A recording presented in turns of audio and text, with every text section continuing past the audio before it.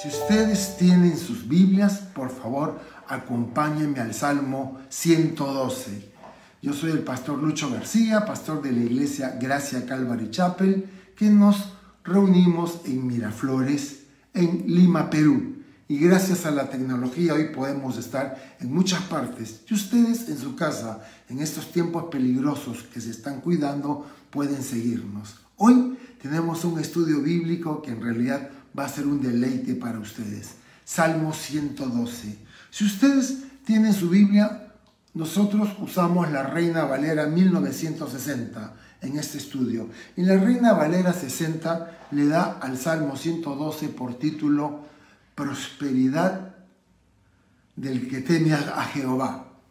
En el epígrafe dice Aleluya, del hebreo Jalel Yah, que significa Jalel, alabado, alabanza, y Yah significa Yahweh, que es una contracción del nombre de Jehová.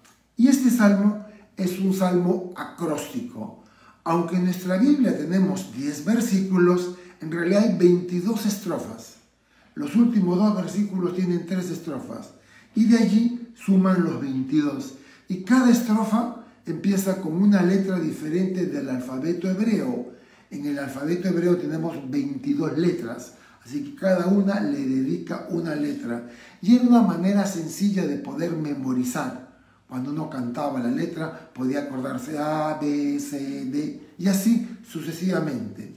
Habíamos explicado la semana pasada que este Salmo 112 va junto con el Salmo 111, quien también es acróstico, y muchas de las ideas se repiten. Mientras que el Salmo 111 se dirigía al Señor, el Salmo 112 se dirige al hombre. Así que vamos a ver lo que este Salmo tiene, promesas y bendiciones de Dios para sus hijos. El Salmo 111 terminaba diciendo: el principio de la sabiduría es el temor al Señor. Quienes practican esto adquieren entendimiento. Así que la reverencia hacia el Señor, el cumplimiento de sus mandamientos, era como terminaba el Salmo 111. Este salmo probablemente fue escrito para el uso de los judíos después de su regreso del cautiverio babilónico, aproximadamente en el año 536 a.C. En el libro de Esdras, que nos relata estos hombres que regresaron y que construyeron el templo y restablecieron el servicio del culto, en Esdras 3:11 leemos: cantaban alabando y dando gracias a Jehová y diciendo: porque Él es bueno, porque para siempre es su misericordia sobre Israel. Todo el pueblo aclamaba con júbilo, alabando al Señor, porque se echaban los cimientos de la casa de Dios. Y ahora entramos al Salmo, que habla de ese hombre que reverencia a Dios y ha aprendido lo que es estar asombrado. Ese hombre se compromete a obedecer y a cumplir los mandamientos de Dios. Ustedes sabían que los salmos que van del 112 al 116 se les llama salmos Jalel o el gran Jalel, y aún hoy estos salmos se cantan durante la fiesta de la Pascua, ¿sí? Durante la Semana Santa, en muchas sinagogas, estos salmos 112, 113, 114, 115 y 116 son cantados, casi siempre al finalizar la cena pascual. Ahora, en contraste con la mayoría de los seres humanos que tratan de enriquecerse de cualquier manera o aprovecharse de los demás, en este salmo vemos que el que teme a Dios ordena su vida según el patrón divino que nos ha sido dejado en las Escrituras. Y habiendo dicho esto, saltamos al primer versículo. Dice: bienaventurado el hombre que teme a Jehová, y en sus mandamientos se deleita en gran manera. La Nueva Traducción Viviente lo pone así: alabado sea el Señor, qué felices son los que temen al Señor y se deleitan en obedecer sus mandamientos. Hay una felicidad intrínseca en el hecho de obedecer los mandamientos de Dios, mas no solo obedecerlos, sino deleitarse. La palabra bienaventurado literalmente significa oh, qué feliz es tal hombre. Y esto me recuerda a David en el Salmo número 1, que dice: bienaventurado el varón que no anduvo en consejo de malos. Y continúa: sino que en la ley del Señor se deleita y en su ley medita de día y de noche. Así que empieza el Salmo con un hombre dichoso que se deleita en los mandamientos de Dios, y ahora pasa a describir las cosas que sucederán en la vida de los creyentes que se gozan en la palabra, que se gozan en los mandamientos de Dios. Así vamos a ver qué es lo que nos dice. El Salmo 37:4 decía: deleítate a sí mismo en el Señor y Él te concederá las peticiones de tu corazón. Deleite. ¿Qué significa deleitarse? ¿Cuándo es que tú alcanzas o encuentras deleite en algo? Y casi nosotros usamos la palabra deleite cuando se trata de la comida o de un tiempo apacible, de vacaciones. Me deleito en esta situación. Pero quiero que noten que el creyente primero teme a Dios, le ama, es reverente, lo respeta, se deleita en sus mandamientos y quiere hacer su voluntad.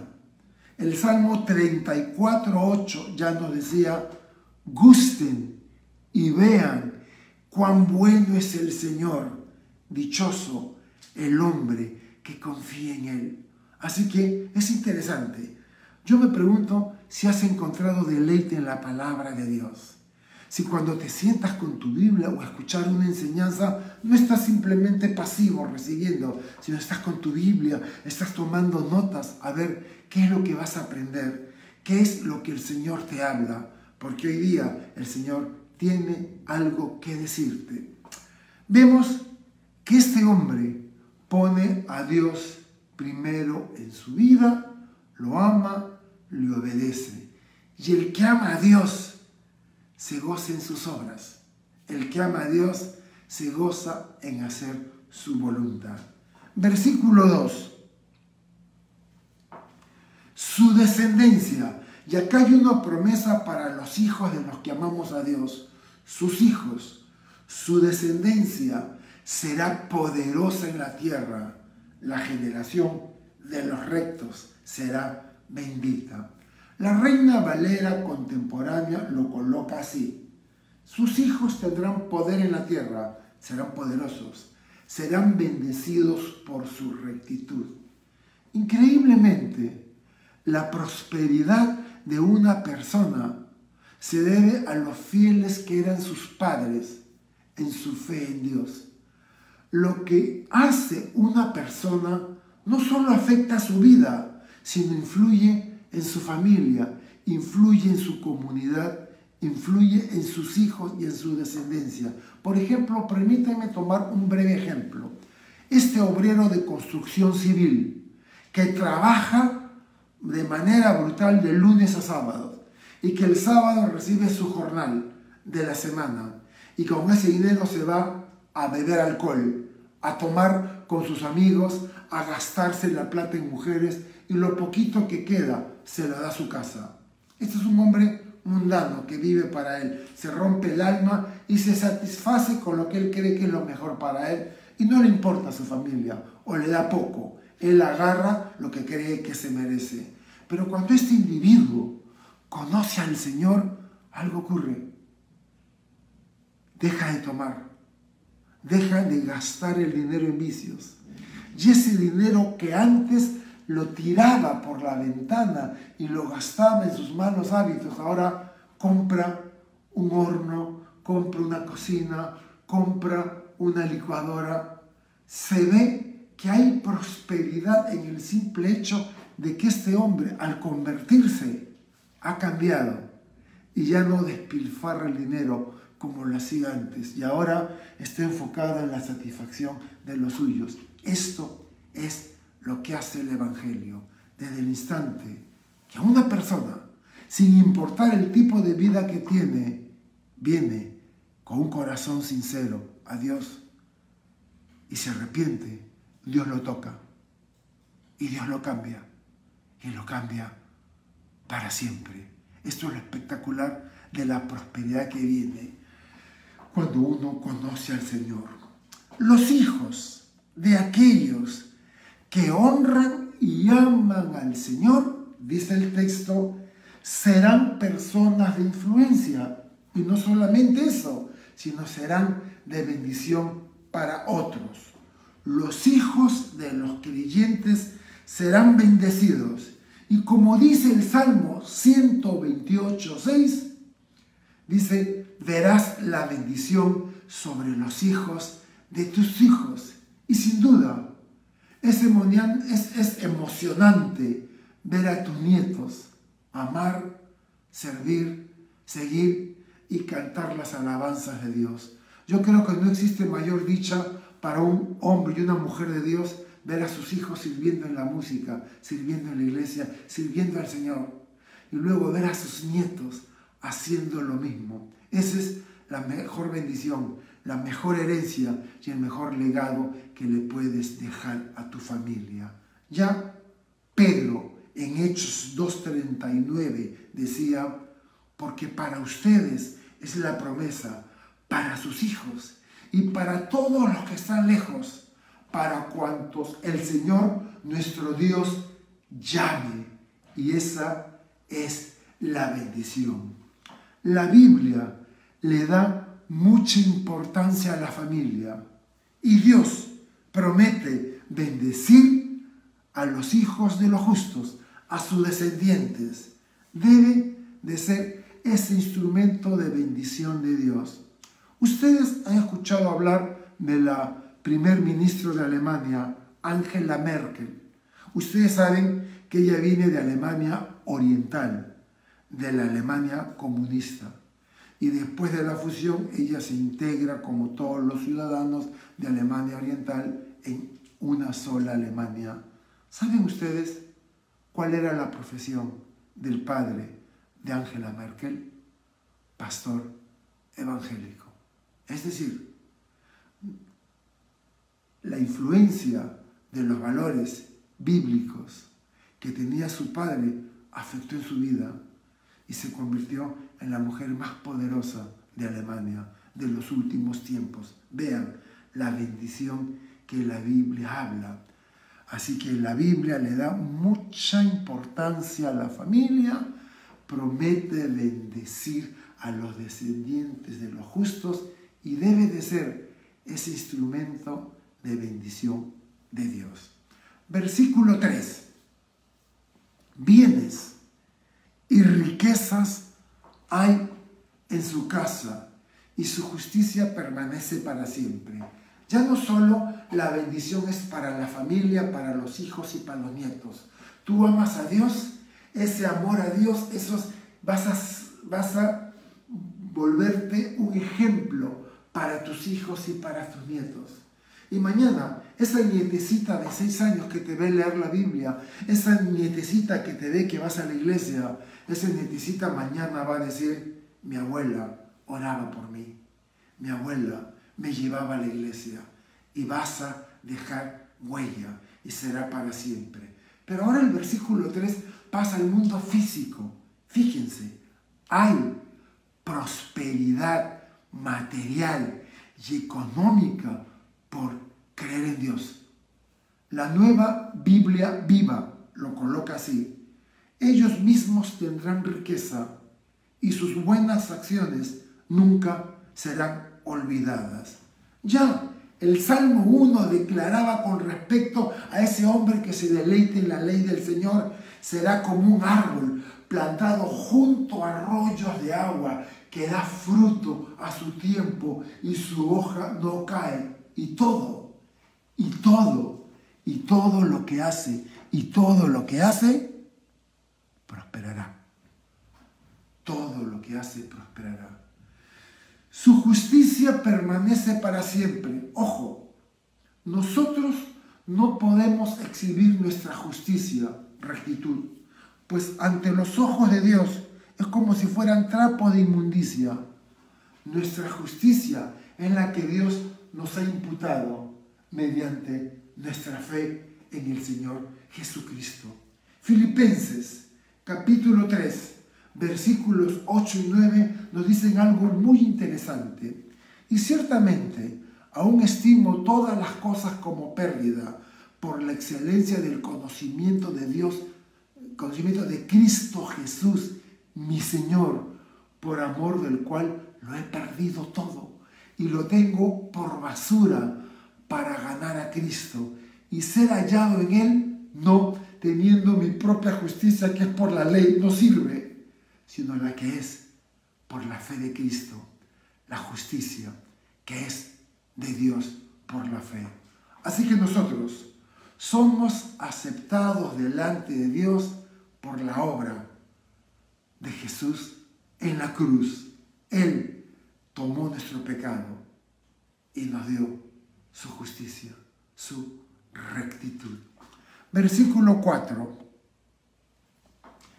Resplandeció en las tinieblas luz a los rectos.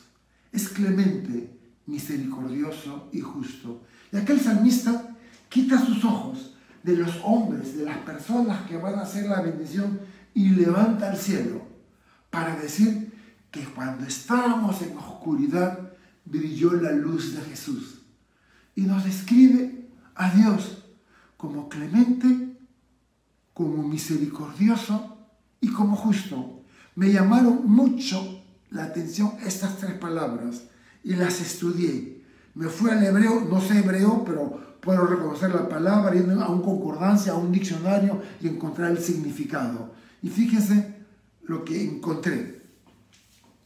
En la palabra de Dios para todos se lee: habrá luz en medio de la oscuridad para la gente honesta, porque Dios es misericordioso, compasivo y justo. Y Jesús es esa luz. Él dijo: yo soy la luz del mundo.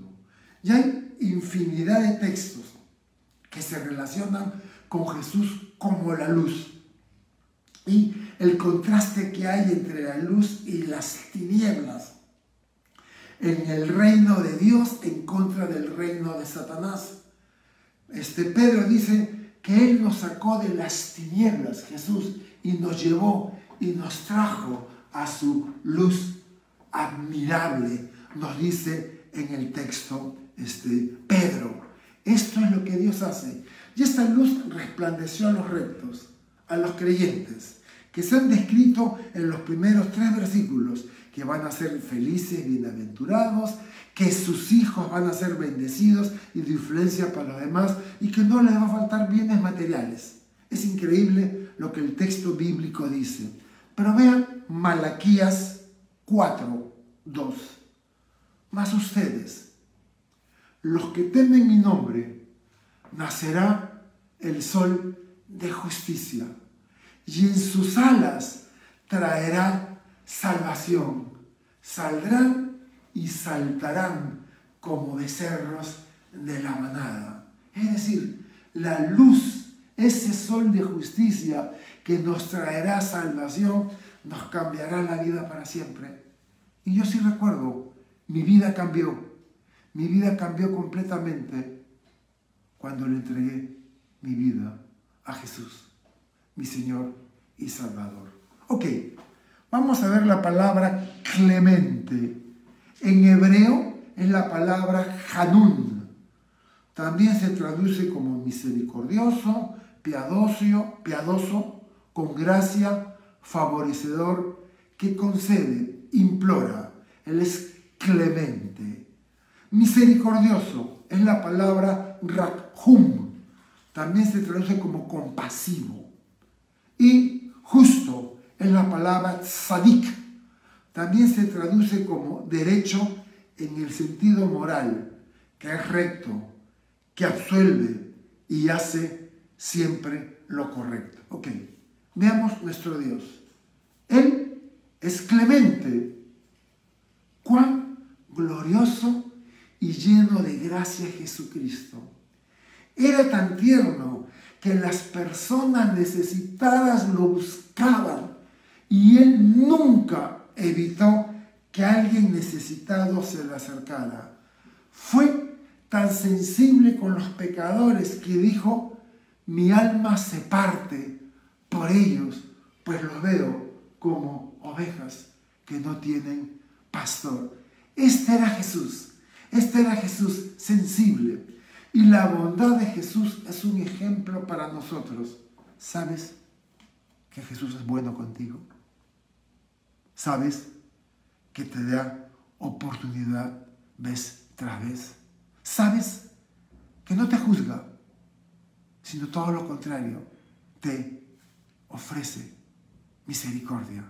Ese es nuestro Dios. Misericordioso. Él es misericordioso. Y a lo largo de los evangelios leemos vez tras vez cómo Jesús se compadecía de las personas que atravesaban por un profundo dolor, de las que tenían enfermedades y de las multitudes que eran como ovejas sin pastor, sin tener quien las guiara.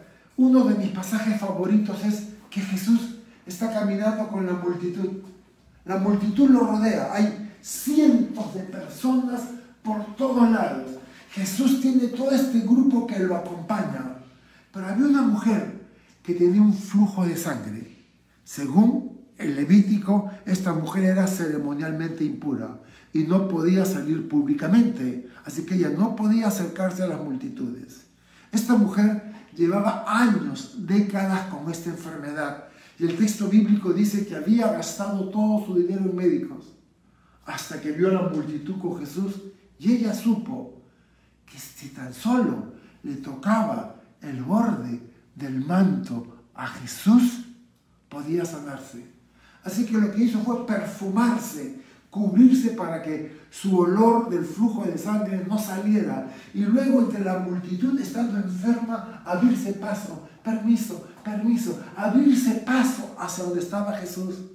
Y mientras todos caminaban y Jesús caminaba, esta mujer iba detrás de él extendiendo la mano a ver si podía tocarle el borde del manto. Y cuando ya lo iba a agarrar, Jesús daba un paso más y ella se quedaba en el aire. Pero finalmente hace un esfuerzo más y le toca, le agarra el borde del manto. Y cuando Jesús siente eso, se detiene y toda la multitud se detuvo. Y Jesús dijo: ¿Quién me ha tocado? Y Pedro le dice: Señor, la multitud está que te empuja por todas partes. Y tú preguntas: ¿quién te ha tocado? Y Jesús responde: sí, porque poder ha salido de mí. Esta mujer, enferma, sin esperanza, arruinada económicamente, supo que Jesús era la respuesta para su problema y nada lo detuvo y se expuso hasta que tocó el borde del manto. Vean la fe. Y Jesús hace eco a esa fe. Y la mujer entre la multitud levanta la mano: yo he sido.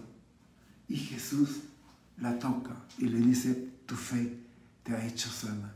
Ese era Jesús, misericordioso con los necesitados. Pero el texto bíblico también nos dice que Él es justo. ¿Qué podemos decir? Jesús siempre dijo: hago las cosas que agradan a mi Padre. ¿Y saben? No hay manera de mejorar eso. No hay manera. Él fue un ejemplo perfecto de lo que Dios es, justo. En el Salmo 106, versículo 1 leemos: aleluya, alaben al Señor porque Él es bueno, porque para siempre es su misericordia.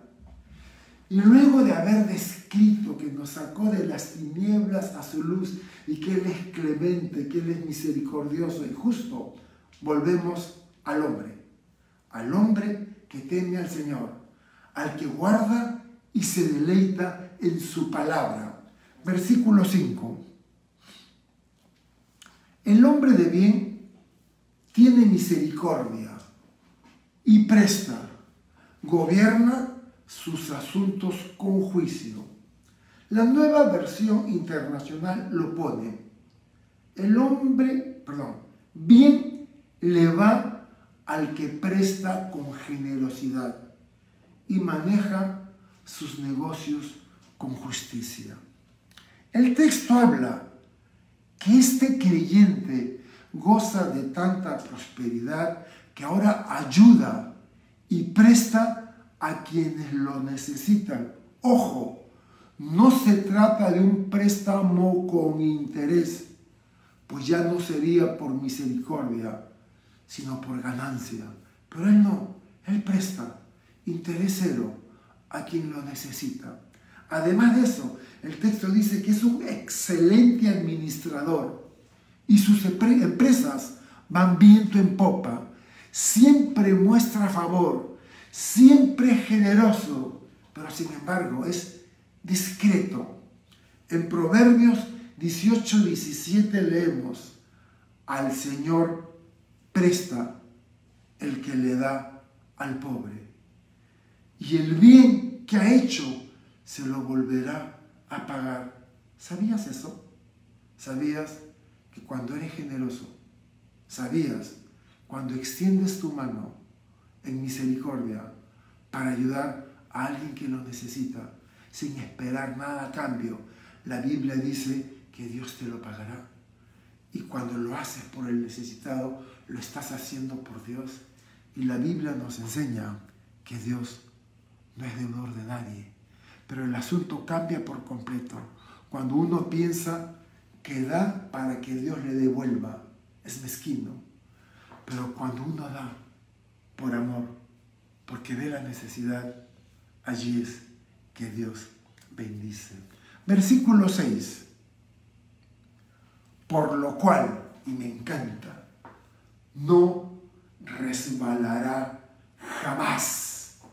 En memoria eterna será el justo.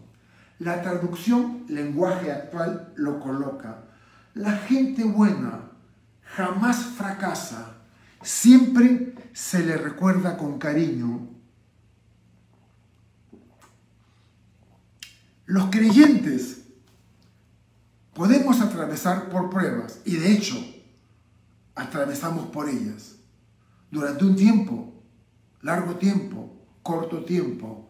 Todos pasamos por problemas y dificultades, problemas en los cuales nos sentimos atribulados, sentimos que estamos solos y que ya no podemos más. Pero el texto bíblico dice que no será para siempre. Sí, pasamos por las pruebas, pero salimos y no quedamos derrotados. Hay un versículo que no lo he puesto en el texto, vamos a ver si lo encuentro, que está en Isaías, donde la profecía dice, el profeta dice, a ver si lo encuentro, que aunque pases por el fuego, yo estaré contigo. Acá está, Isaías 43. Cuando pases por las aguas, versículo 2, cuando pases por las aguas, pero son las aguas que vienen, el huaico que viene con fuerza, las aguas fieras que vienen arrastrando piedras, palos, yo estaré contigo. Y si por los ríos, no te ahogarán. Cuando pases por el fuego, no te quemarás, ni la llama arderá en ti, porque yo soy tu Salvador.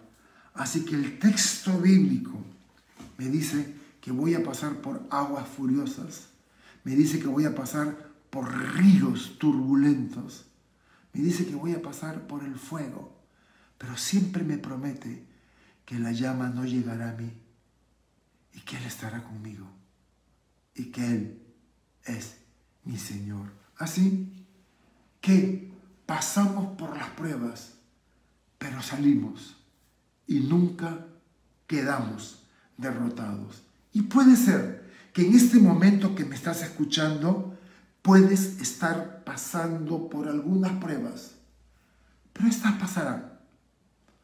Aunque aún no hayan pasado, estas pruebas no han venido para quedarse. Tú que me escuchas, tienes que enfrentar una operación. Tú que me escuchas, tienes que esperar un diagnóstico médico. Y el panorama no pinta bien. Y lo que el médico te dice, tampoco te da ningún aliciente. Y oras y le dices, Señor, no sé qué hacer, ayúdame. Y nuestro Dios es un Dios que abre y cierra puertas. Es un Dios que abre y cierra ventanas.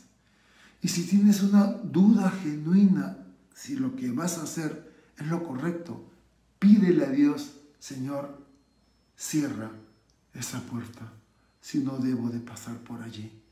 Pero si tu voluntad es que pase por ella, sosténme, porque mi fe flaquea. Y eso es hermoso. Y ese es nuestro Dios. Estás con un problema, la ciencia médica te dice algo, tú te entregas a Dios y pasas por esa puerta. Y como dice el texto bíblico, esa prueba no ha venido para quedarse. La gente buena jamás fracasa, siempre se le recuerda con cariño, dice otra versión de la Biblia. ¿Saben cuál es uno de mis versículos favoritos del libro de Génesis? El último capítulo, Génesis 50:20. Cuando los hermanos de José, que lo habían vendido como esclavo a Egipto y había pasado varias décadas hasta que se convirtió en el hombre fuerte después de Faraón, y cuando sus hermanos vinieron y José se les descubre, ellos nunca olvidaron que lo habían tratado mal y lo habían vendido como esclavo. Ellos siempre supieron que mientras su padre, el viejo Jacob, estuviera vivo, ellos estaban seguros, pero temían que ni bien Jacob muriera, José iba a tomar revancha, venganza, y los iba a arruinar como ellos habían arruinado su vida. Así que cuando muere Jacob y regresan del entierro de Canaán y llegan a Egipto, los hermanos rogando y llorando le piden a José, nuestro padre Jacob dijo que nos trates con benevolencia por el daño que te hicimos. Y José no lo puede creer. Y lo responde con el versículo 20, Génesis 50:20. Si tienes tu Biblia allí, por favor, abre en el último capítulo de Génesis o en el primero de Éxodo.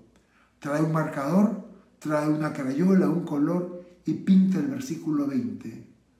Ustedes, lo voy a leer en la Reina Valera contemporánea, ustedes pensaron hacerme mal, pero Dios cambió todo para bien, para hacer lo que hoy vemos, que es darle vida a mucha gente. Y yo lo parafraseo, y lo voy a parafrasear para ti. Lo que los hombres intenten para tu mal, para hacerte daño o destruirte, Dios lo volverá en bendición. ¿No es maravillosa la palabra de Dios? ¿Cómo no deleitarnos en ella si nos trae tanto gozo saber que esto es así? Versículo 7. No tendrá temor de malas noticias. No tendrá temor de malas noticias. ¿Quién? El creyente. El creyente no tendrá temor de malas noticias. Su corazón está firme, anclado, confiado en el Señor. Cuando yo era niño vendían unos porfiados, unos muñequitos de plástico, por ejemplo un hombre de nieve de plástico, pero en la parte de abajo había un peso y el resto del plástico era muy liviano, de modo que cuando empujabas el muñequito se iba para atrás y se volvía a parar. Y tú lo podías tumbar de un lado para otro y no había manera que el porfiado pudieras derrotarlo, tumbarlo. Bueno, eso somos nosotros. El Señor es nuestra confianza. Y aunque la vida nos golpee y nos lleve de un lado para otro lado, estamos confiados en el Señor. En la Biblia, en la palabra, el mensaje de Dios dice, no temerá las malas noticias. Su corazón está seguro, confiado en el Señor. Isaías 26, versículos 3 y 4, precioso, anótenlo. Tú, Señor, guardarás en completa paz a aquel cuyo pensamiento en ti persevera, porque en ti ha confiado. Confíe en el Señor por siempre, porque en el Señor está la fortaleza de los siglos. ¿A qué le temes? Si el Señor está contigo. Y Él no es solo tu fortaleza, es la fortaleza de los siglos. Estás seguro. Si estás en sus manos, estás en el mejor lugar. Como dice el Salmo 91, el que habita al abrigo del Altísimo morará bajo la sombra del Omnipotente, Todopoderoso. Ese es nuestro Dios. Yo puse una pregunta en mis apuntes y es, ¿cuál podría ser la peor noticia que te pudieran dar? ¿Cuál puede ser la peor noticia que te pueden dar? ¿Cuál sería esa noticia que te doblegaría, que no tendrías fuerzas para sostenerte en pie? Y a lo largo de la vida recibimos malas noticias. La noticia de que un ser querido enfermó de COVID, está en UCI, entubado, incluso murió. Accidentes, negocios arruinados, contratiempos financieros, robos e incluso secuestros. Tengo un amigo al cual lo secuestraron y Dios fue bueno y pudo obtener su liberación. Y como cristianos no somos inmunes a la tragedia y a las dificultades, mas no tememos a las malas noticias porque nuestra confianza está en el Señor. Y sabemos que aquellos que amamos a Dios, todas las cosas nos ayudan a bien y hace que las cosas ocurran de acuerdo con su propósito para nuestras vidas. Entonces, debido a nuestra confianza en el Señor, nuestro corazón está seguro en Él, no en las circunstancias que nos rodean. El médico, el banquero, el casero puede decirnos lo que quiera. Nuestra confianza no está en las circunstancias, sino en el Señor en el cual creemos. Así que, cuando una mala noticia nos golpea, no quedamos devastados por ellas, porque nuestro corazón está firme en el Señor y nuestra seguridad radica en que estamos confiados en Dios. Vean cómo lo pone el Salmo 46, versos 1 y 2. Dios es nuestro amparo y fortaleza, nuestro pronto auxilio en las tribulaciones. Fíjate, estás en una tribulación, dice que Él es tu pronto auxilio, pronto auxilio, ya.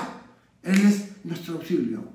Por tanto, no temeremos, aunque la tierra sea removida y se traspasen los montes al corazón del mar.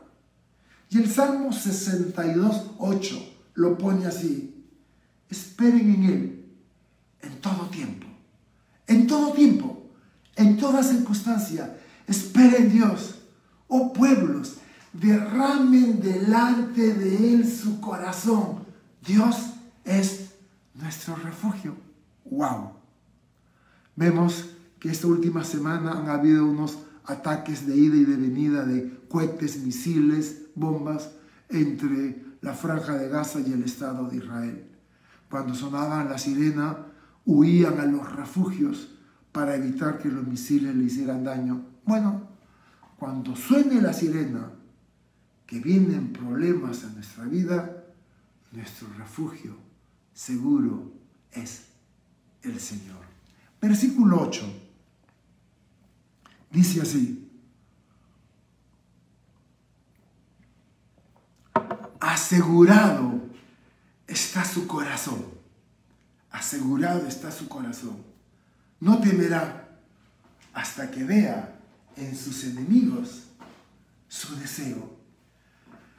La Biblia Peshitta lo coloca así: su corazón está firme, no tendrá temor hasta que vea la derrota de sus adversarios.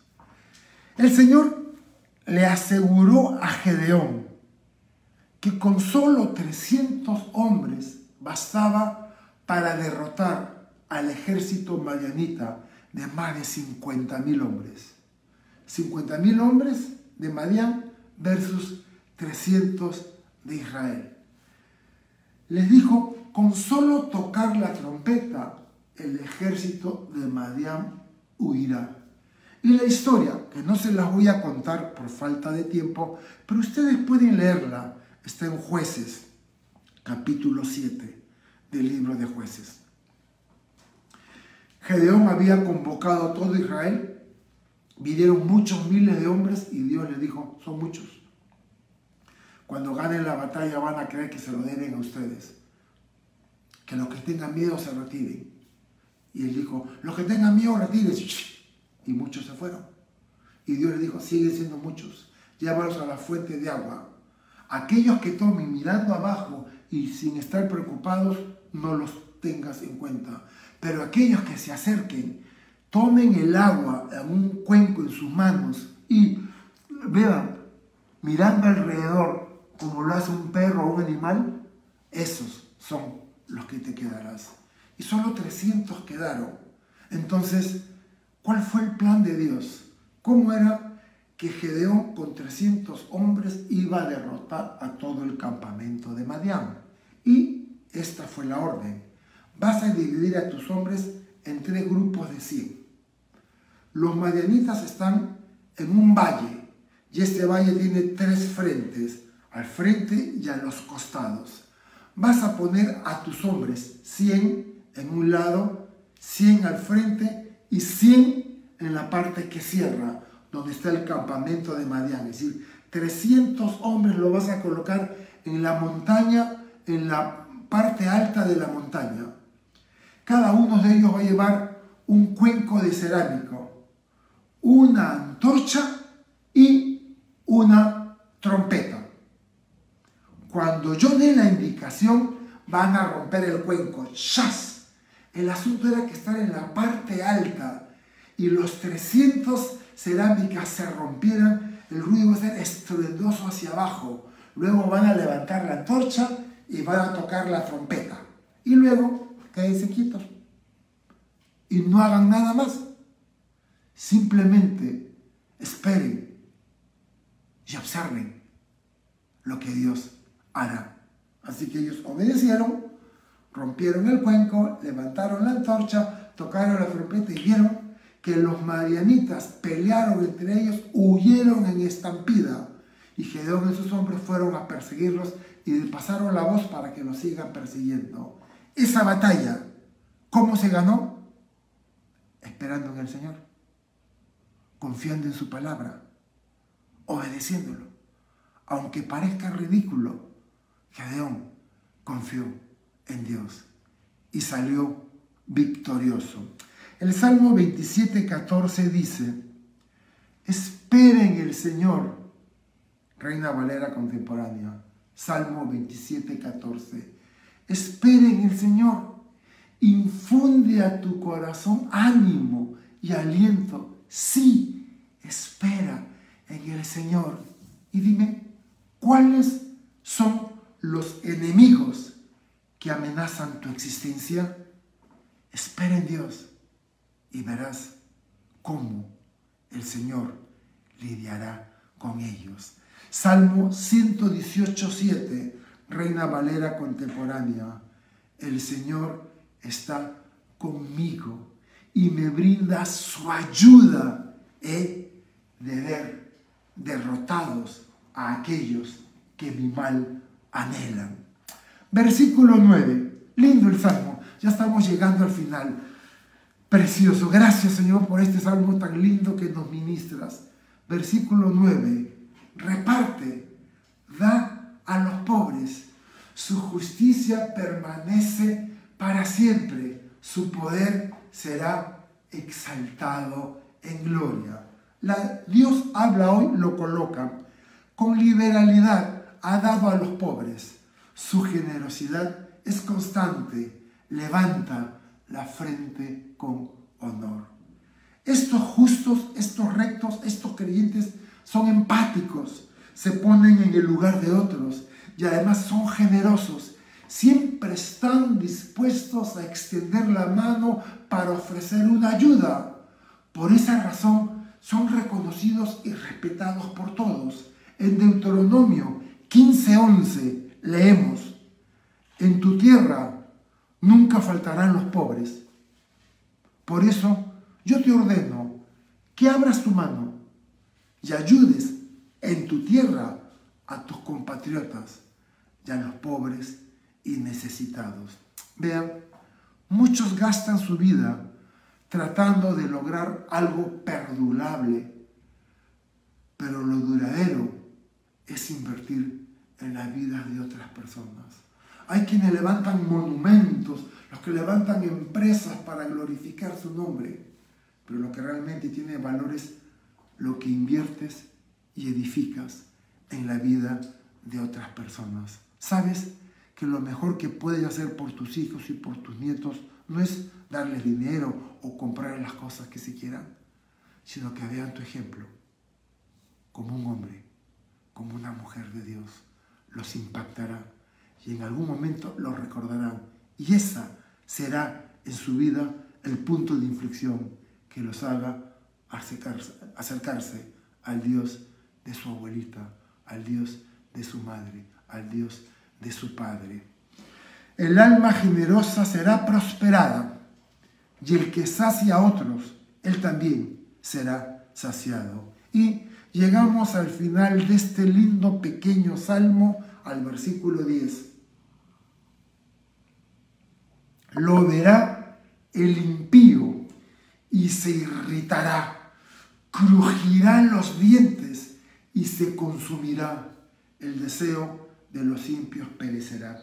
La Biblia de Jerusalén lo coloca: lo ve el malvado y se enfurece, rechinando sus dientes se consume, los afanes del malvado fracasan. Y este último versículo no va para el creyente, sino para el inconverso, para el no creyente. Los primeros 9 versículos lo dirige al creyente, uno de ellos a nuestro Dios. Pero ahora el 10. El Salmo termina haciendo un contraste con el futuro del impío. No importa que haya tenido prosperidad y poder por un tiempo, al final le espera la aflicción. Y su aflicción será el conocimiento eterno de las bendiciones de la que él mismo se excluyó cuando decidió no creer en Dios. Y todo el daño que planeó el malvado para destrucción no se dará. El Señor está de nuestro lado, no dejará que sus planes malévolos prosperen en nuestra contra. Isaías lo decía en Isaías 57:14. No saldrá victoriosa ninguna arma que se forje contra ti, y tú condenarás a toda lengua que en el juicio se levante contra ti. Esta es la herencia de los siervos del Señor. Su salvación viene de mí. Yo, el Señor, lo he dicho. Su salvación viene de mí. Su salvación viene de mí. Yo, el Señor, lo he dicho. Así que el que se deleite en Dios recibe las peticiones de su corazón. Pero para el impío que busca su propio placer, su deseo perecerá. El Salmo 37, 12, 13 dice: maquina el impío contra el justo y cruje contra él sus dientes. El Señor se reirá de él porque ve que viene su día. Así, en resumen, 5 cosas he aprendido de este Salmo. Las 5 bendiciones que recibe el hombre y la mujer que teme a Dios. Primero, es bendecido con prosperidad física y material. Segundo, recibe luz en las tinieblas, una referencia al discernimiento que una persona adquiere de parte de Dios. En medio de una situación, Dios te dará ese discernimiento. 3, recibe bendiciones por ser generoso. 4, estará firme, establecido en su fe. No tendrá temor a lo que pueda venirle o hacerle el hombre. Y 5, debido a su sensibilidad con los necesitados, será exaltado, fortalecido y honrado por el Señor. En contraste, una cosa le queda al impío: perecerá. ¿Y tú? ¿De qué lado estás? ¿Estás del lado de los rectos o del lado de los impíos? La palabra de Dios es para ti objeto de deleite, de gozo. ¿Crees a Dios? ¿Le crees a su palabra? ¿Le crees a lo que Él te ha hablado personalmente hoy en este salmo respecto a tu vida? ¿En quién vas a poner tus ojos? ¿En dónde los van a poner? ¿Y tu confianza dónde estará? En lo que respecta a mí, mi confianza está en el Señor. Y quiero invitarte a que hagas una oración después de mí. Señor Jesús, tú conoces mi vida, sabes todo lo que estoy viviendo, conoces mis temores, mis dudas, mis preocupaciones. Sé que soy falible y me equivoco. Perdóname, Señor, por haber pecado contra ti. Te necesito. Creo que tu Hijo Jesús murió en mi lugar y pagó por mi pecado. Hoy, 16 de mayo, te recibo, Jesús, como mi Señor y Salvador. Lléname de tu Santo Espíritu y haz de mí la persona que tú quieres que yo sea. Todo esto te lo pedimos en el nombre de Jesús. Amén y amén.